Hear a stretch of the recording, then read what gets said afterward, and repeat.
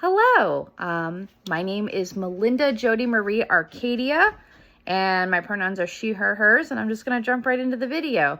My parents gave me my first name because they were looking at a baby book, and they wanted twin girl names that went together but didn't rhyme. My mom was very against rhyming twin girl names, and so she found Melinda and Melissa, and that's how I got my first name.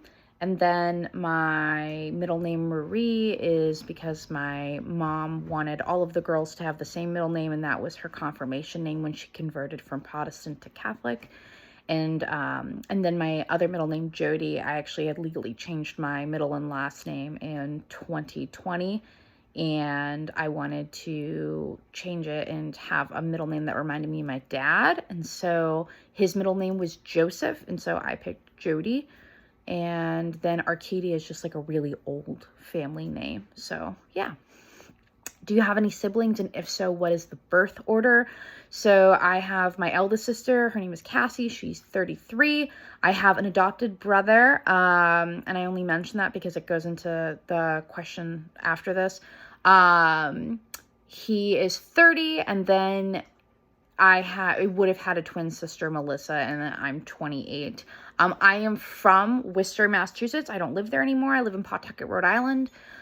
When you were growing up, did you have any family members that lived with you? No family members, but a lot of non-family members. So we had a renovated house, like we had a renovated basement, and it had 2 full-size bedrooms and a bathroom, and it was a split entry. And so my parents always believed if you should house someone, then you should, if you can, you should. And so my dad, my mom, my sister, and I, we all had people stay with us from the ages of when I was 6 was when I first remembered my dad bringing someone home. His name was Steve. And then my mom brought someone home. And then when I got older enough, my sister and I both had friends that like were struggling with housing insecurities. And one of them was my best friend, Vincent. He was like 17 when his mom had kicked him out. And so he had come to live with us. And then we got like guardianship over him. We had gotten guardianship over him. And then, yeah. And so that's how I got my older brother. And so, yeah, we've had over probably around like 13 people that lived with us throughout the years, from anything from like a few days to a few weeks to months to even sometimes years. We had someone that would stay with us. What role does religion or spirituality play in your life? It used to play a really big role. I was an altar server from 4th grade until 12th grade, and then I taught Sunday school from 11th grade until I was 24. I was a missionary. I lived in China for a little bit. And then I converted from Catholic to Protestant just because they don't really like LGBTQ people. And yeah, and so I was a deacon up until last year. And so I took a step back. It doesn't really play a huge part in my life anymore just because I lost both of my parents, one right after another. I lost my dad in 2020 from brain cancer after 3 months. He died 3 months after his diagnosis.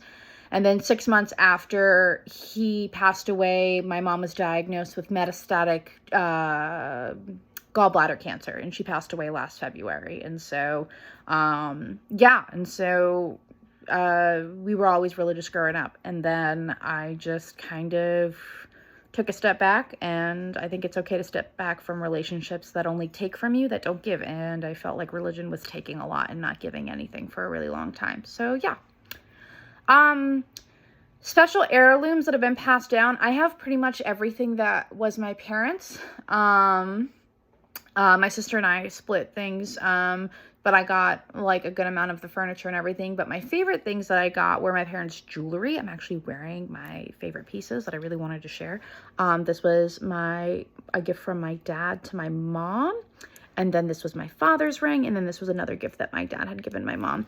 They always loved jewelry. They were like professional dancers in the 80s. They were very bedazzly people. And so that's my favorite thing that I have. And I have a huge collection of rings that are over 200 years old, because the women in my family had always like exchanged jewelry between each other. Like it was almost like an open jewelry box policy where like you'd go in, pick out a few things, and then like trade it. I did it with my mother did it with my grandmother, and so forth. So I think the thing that I love the most is like the ring collection that I have. Something that I've learned from my parents, that is most valuable for my dad, it was probably be like, my dad was just really independent, really resilient.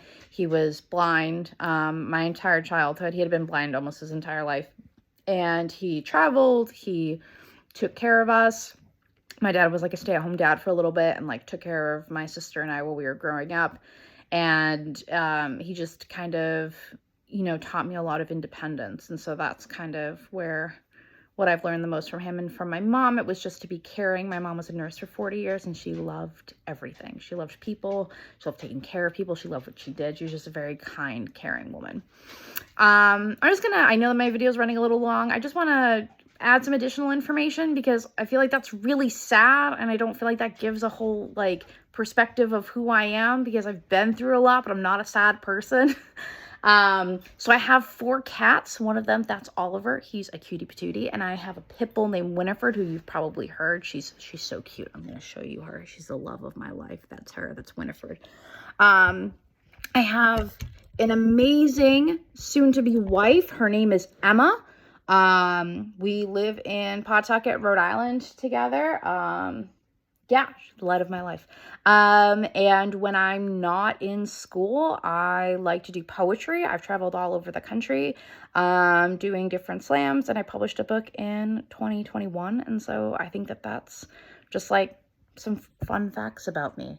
I look forward to working with everyone this semester and getting to learn more about you. And I hope that everyone has a good night. All right, bye.